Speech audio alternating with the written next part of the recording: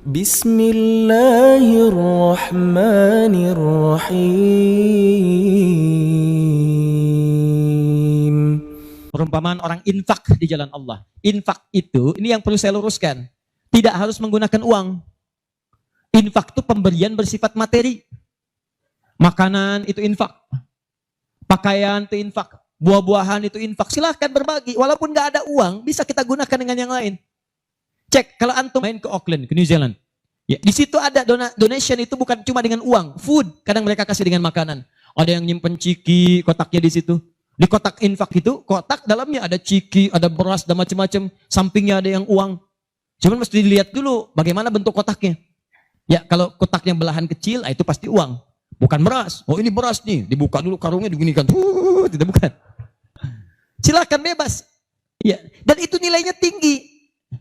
Kadang-kadang antum lupa di majelis ilmu ada snacknya. Walaupun cuma kurma dapat 2, bagi 1 dengan teman. Air misalnya tidak harus semua oleh antum. Bagi, begitu antum bagi langsung dituliskan 700 kali lipat paling minimal. Demi Allah saya katakan paling minimal 700 kali lipat. Makanya zaman Nabi itu ada satu keluarga yang berlomba tuh mendekatkan diri pada infak walaupun dirinya kekurangan. Agak aneh tuh cara berpikirnya. Ya, jadi kalau dibandingkan manusia sekarang nggak dapat tuh, nggak dapat. Saya mau tanya begini, antum di rumah persediaan, antum punya anak 2. Antum dengan istri, 1 suami, 1 istri, 2 anak. Di rumah ada persediaan makanan untuk 2 anak antum saja. Antum aja nggak makan malam itu, cuma ada anak 2. Untuk mereka, kalau nggak makan, mereka bisa nahan lapar semalaman. Tiba-tiba antum ditawarkan oleh seseorang, ada tamu nih, mau nggak dijamu di rumah? Bisa nggak? Pertanyaan saya, kalau ada orang yang datang seperti itu ke tempat antum, Mas, ini ada tamu, saya nggak bisa jamu. Bisa nggak antum jamu? Di rumah antum cuman ada makanan untuk anak-anak. Antum pun nggak bisa makan. Pertanyaan saya, dijamu nggak teman itu? Kenapa diam? Hai ahli surga. Kenapa diam? Lihat cara berpikirnya. Kalau cara berpikir kita hanya ke makanan saja, maka kita katakan, Ustadz, anak saya aja dapatnya makanan seperti itu, kami pun nggak makan. Bagaimana bisa diberikan pada tamu? Tapi cara berpikir Tolhah dan keluarganya agak beda. Begitu Nabi katakan ada tamu, kita datang langsung angkat tangan. Duluan ngangkat, padahal yang lain banyak yang punya banyak makanan. Tapi cara berpikirnya, kapan lagi saya dapat 700 lebih? Kapan lagi saya dapat diangkat langsung tangannya? Ya Rasulullah saya. Sebelum yang lain ngangkat, angkat tangannya. Maka diantar kemudian ke rumahnya. Sampai di rumah, istrinya dikatakan, duhai sayang, ada titipan Rasulullah. Bahasanya bukan ada tamu, ada titipan Rasulullah. Allahu Akbar. Ada titipan Rasulullah. Maka istrinya langsung membaca, saya paham. Saya bertugas menidurkan anak-anak dulu, tidurkan. Yang suaminya menyiapkan makanan. Begitu sudah jadi kata suaminya kepada tamu tadi, Anda silahkan makan di sini, saya temani dulu istri saya. Gak enak rasanya, meninggalkan sendirian. Begitu temannya makan, dia berpura-pura makan di bilik yang lain. Membunyikan bunyi-bunyi seakan-akan makan. Begitu sudah kenyang, tanpa mukaddimah yang lain langsung pamit. Terima kasih sudah menjamu saya, semoga Allah berikan pahala. Pamit malam itu juga. Begitu selesai pamit, subuh-subuhnya datang menghadap pada Rasulullah pagi-pagi. Apa yang terjadi? Turun ayat Quran surah 59 ayat 9 sampai 10 itu. Walladzina tabawwa'ud dar sampai ke kalimat wa yu'thiruna ala anfusihim walau kana bihim khasasah. Tuh cara berpikirnya. Jadi kalau antum melihat peluang seperti ini enak teman-teman sekalian, banyak sekali. Tidak harus uang, pakaian, makanan macam-macam. Jadi kalau antum beli buah tuh, antum beli 5. Di rumah ada 3 orang. Berarti antum mesti sadar Allah titipkan yang 2 lagi untuk peluang infak antum. Bukan untuk antum habiskan semua. Kok bisa orangnya cuma 3, beli mangga 5. Siapa yang menggerakkan antum untuk beli 5 mangga? Orang cuma 3. Berarti yang 2 lagi itu Allah gerakkan untuk mendapatkan pahala. Ada peluang di situ. Lu kepada siapa ya Rasulullah saya berikan? Kepada siapa ya Allah saya infakkan? Ini yang sering keliru. Kata Allah langsung turun. Fi sabilillah. Yang utama itu 5 dulu. 5. Kalau Anda temukan 5 ini, dia peluang infaknya sangat tinggi untuk diberikan. Siapa mereka ini? Ada di Quran surah kedua ayat 215. Paling kanan sebelah bawah. Yas'alunaka madza yunfikun. Mereka bertanya pada Muhammad SAW. Ya, awas, apa yang harus kami infakkan? Pada siapa? Maka turun jawaban, qul ma anfaqtum min khair. Katakan kalau mau infak mesti yang paling bagus. Ini kaidah pertama.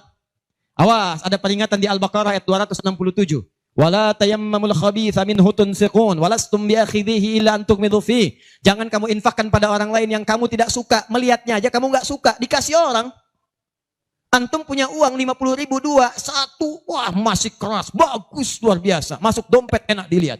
Yang kedua, wah sudah lecek, dekil of the kumel. Wah dilihat gak enak, baunya gak nyaman. Tiba-tiba ada orang lewat, Pak, sedekah Pak. Pertanyaan saya, maaf, mana yang antum berikan? Yang lecek atau yang bagus? Tuh. Ingat, kalau urusan zakat mal, berikan yang bagus. Zakat mal, pilih. Paham? 5 orang ini siapa? 1, lil walidain, orang tua. Ini orang tua ini gak pernah minta, jarang sekali. Cuman kita yang mesti paham. Kan sama, antum pun suka ngasih isyarat. Mama, mama, mama, mama. Oh mau makan, makan. Mama, mama, mama, mama. Boneka, boneka. Antum setelah dewasa mesti paham. Kadang-kadang orang tua tuh gak minta. Gak pengen nyusahin anaknya. Padahal orang tua udah susah. Melahirkan susah, mengandung juga susah, merawat susah, menyusui susah. Sudah dewasa pun antum masih susahin juga. Kapan antum berbaktinya? Tapi kadang-kadang cuma nanya, nelpon apa kabar. Padahal di rumahnya itu Masya Allah lagi kurang beras. Beras kurang, rezeki belum dibayar. Kirimkan, sebelum diminta kirimkan. Itu begitu antum kirimkan, demi Allah saya katakan. Di hadis Al-Bukhari, di kitab Al-Adabul Mufrad, bukan cuma mendapatkan lipatan pahala kalikan 700 lebih, tapi ridha Allah turun ke tempat antum pada saat itu. Kalau sudah turun, semua doa yang antum mintakan minimal akan dijawab pada saat itu. Itu rahasianya. Kalau dengan urusan orang tua itu udah gak usah mikir. Begitu mengatakan, nah gini-gini, tenang aja mah. Walaupun gak ada, katakan, insya Allah mah selesai. Insya Allah, berusaha antum.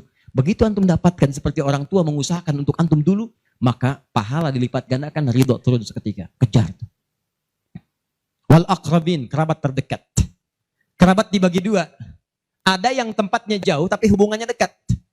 Punya saudara sekandung tinggalnya di Palembang, antum di Semarang. Ayo kirimkan. Anak bibi nggak bisa nih pendidikannya. Bantu, antum ada, bantu, nilainya tinggi. Jangan dikira ringan. Nih bagian kedua nanti kalau saya terangkan banyak nih. Tenang aja, kita masih sampai subuh. Nah. Bagian kedua. Saya ikutin deh. Antum jual saya beli. Ya, cuman saya beli sampai 9:30. Paham? Ayo akrabin. Yang kedua itu maaf. Golongan kedua akrabin bisa tetangga. Orang yang tidak ada hubungan famili secara mahram cuma tetangga antum. Tapi kalau yang kedua ini, Allahu Akbar, indahnya Al-Quran. Cek oleh antum silahkan cek. Walaupun beda agama, itu tetap ada peluang infak. Gak ada ketentuan ini kecuali di Quran. Gak ada aturan ini kecuali di hadis. Buka Quran surah ke-31 ayat 15 paling kiri sebelah atas. Ada anak muslim, orang tua belum Islam, belum dapat hidayah. Kata Allah, urusan untuk ibadah pisahkan. Orang tua jangan paksa, doakan dia, silahkan dakwahi. Tapi urusan dunia, wasahibhuma fid dunya ma'rufa. Wa in jahadaka ala an tusyrika bima laysa laka bihi ilmun fala tuti'huma. Urusan ibadah masing-masing kalau diajak-ajak enggak usah ditaati, tolak dengan cara yang lembut. Lembut. Tapi kalau urusan dunia bagi. Antum muslim, orang tua belum Islam, antum punya kelebihan. Uang agak banyak, melimpah, makanan ada, bagi. Kata Allah, jangan lihat kemudian kepercayaannya karena dia belum muslim. Bagi. Indah teman-teman sekalian.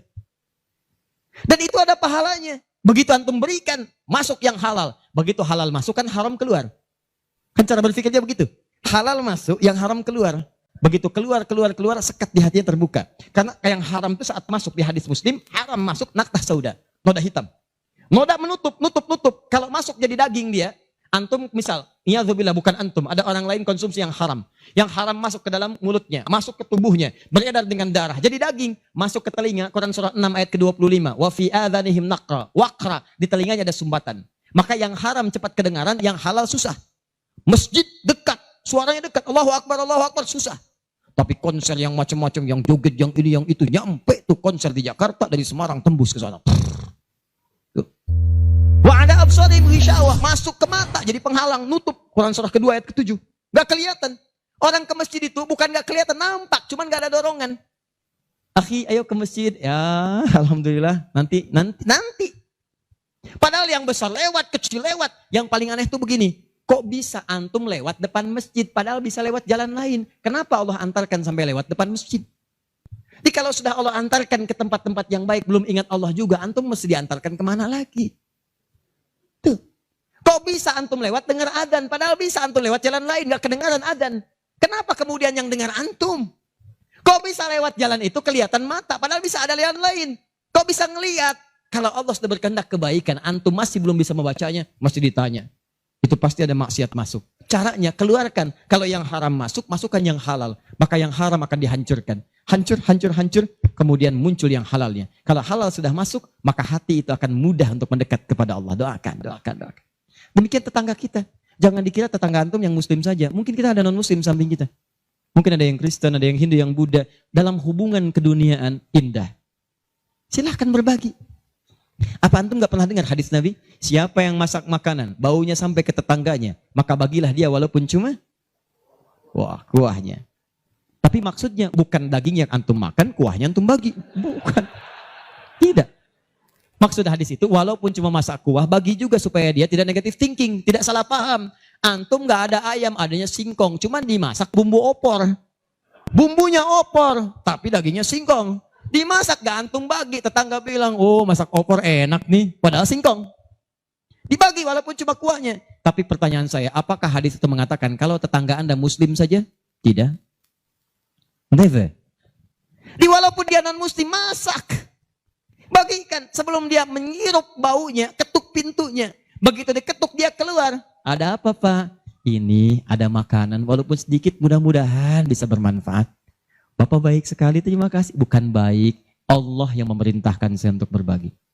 Dan saat itulah kalimat Allah mengalir di hati yang paling penting, menghunjam ke jiwanya. Masuk jadi hidayah. Masya Allah, besok-besok dia ketuk pintu kan, Assalamualaikum. Udah bisa Assalamualaikum tuh. Sebelumnya tidak. Begitu dibuka sambil mengembalikan yang kemarin, ya panci yang kemarin dikembalikan. Pak, ini apakah Allah sudah memerintahkan berbagi lagi hari ini? Oh, lumayan. Nggak ada aturan kalau bukan non muslim jangan bagi. Nggak ada, indah dalam Islam itu. Jadi walaupun anda kasih ke yang non muslim, pahala dituliskan. Jadi jangan pilih-pilih kalau urusan dunia. Anda masak, ini samping Islam, sampingnya lagi Kristen, sampingnya lagi kemudian muslim, non muslim. Bagi yang muslimnya, yang non muslim tidak. Begitu dia ngelihat kelewatan dipanggil anda, Pak, kayaknya enak makanannya ya. Memang enak Bu, cuman sayang ibu kafir. Oh, nggak begitu, nggak ada. Jadi bagi teman-teman, silahkan. Dan pahalanya ada, indah. Cuman di kita tuh, coba lihat aturan antum bang aja deh. Kita fikirnya kumpulin lagi bab tumbuhan. Sekarang kan lagi musim rambutan ya. Rambutan. Tuh, antum di pekarangan ada rambutan, tumbuh. Pohon rambutan, pekarangan antum. Cuman sayang buahnya ke tetangga antum. Terus ke sini. Maka dalam kaidah fikih disebutkan hakun mushtarak. Ini hak bersama antara antum dengan tetangga. Kenapa? Karena antum keluar rumah kelihatan cuman pohonnya. Dia keluar rumah kelihatan buahnya. Dan yang paling menarik, dia udah lihat buah, daunnya jatuh ke bawah. Dan kadang buah jatuh ke sini, membuat dia kesulitan. Awas, jangan sampai dia cuma ketiban sampahnya saja, antum kedapatan buahnya. Naik ke pohon rambutan, nggak boleh. Apa yang harus antum lakukan? Datangi dia, ketuk rumahnya. Sampaikan, Pak, maaf saya cuma mau ngasih tahu, itu ada pohon rambutan. Iya, saya juga tahu, punya bapak kan? Bukan, itu memang pohon saya, cuma buahnya merambat ke tempat bapak. Terus, itu hak kita bersama. Bapak nggak usah minta, begitu inginkan ambil aja, silahkan dapatkan. Aturan dari mana itu? Ini Rasul saya yang mengajari, Nabi Muhammad SAW. Bapak keluar lihat buahnya, saya keluar cuma lihat pohonnya. Kalau bapak pengen ambil aja. Wah hebatnya Islam, terima kasih Pak. Insya Allah, udah insya Allah tuh. Ya. Nanti saya ambil, udah pergi tuh, ambilin dan kita senang lihatnya. Begitu diambil pahala. Setiap satu buah 700 pahala. Setiap satu buah, 700. Masya Allah, luar biasa. Dan dia kan gak paham fikih, belum masuk Islam. Besoknya ayam antum main ke tempat dia, ayam.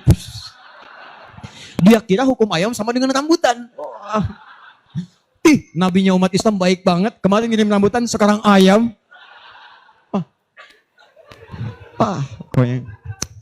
Mungkin ayam itu akan menggendong antum ke surga. Ya? Infak tuh. Nah, pertanyaan saya, antum punya agenda berapa untuk infak tuh? Coba lihat, kadang-kadang kan ada anak yatim samping. Gak usah terpikir banyak uang, pakaian, buka tuh pakaian antum. Masuk ke kamar, buka. Begitu dibuka, berapa banyak koleksi pakaian antum? Coba cuma pesen satu aja. Mohon maaf ya, maaf sekali. Jangan sampai ada pakaian, walaupun sehelai itu, yang belum pernah dipakai ibadah. Usahakan setiap yang kita gunakan jadi saksi di akhirat bahwa dia pernah dipakai ibadah. Karena semua akan bicara. Tuh lihat kaos, bagian dalam, celana, bagian luar, cek lagi semua. Dan kalau sudah itu antum pakai, ada yang lain gak kepake, bukan gak kepake. Boleh jadi, itu dititipkan oleh Allah kepada antum untuk menjadi pahala antum dengan itu. Sebab mudah bagi Allah menitipkan pada yang lain. Kenapa dipilih antum? Sebab dapat bagian pahalanya.